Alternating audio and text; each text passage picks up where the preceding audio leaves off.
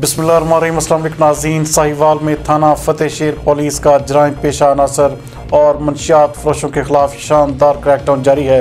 हमारे नुमाइंदा खसूसी हसन नाज के मुताबिक district police officer Kashif Aslam की हिदायत और DSP city circle Mohammad Salim Khan की ज़ेर निगरानी SHO थाना फतेहशेर मुदस्सर गफ्फार खान, सब इंस्पेक्टर अहमद मसूद ने अपनी टीम के हमरा पेशा वराना सलाहियतों का मुजाहरा करते हुए बदनाम ज़माना मंशियात फरोश अब्बास अली कंबो को रंगे हाथों गिरफ्तार कर लिया।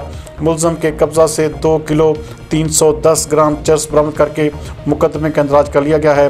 मुलजम काफ़ी अरसा से मंशियात फरोशी का धंधा कर रहा था।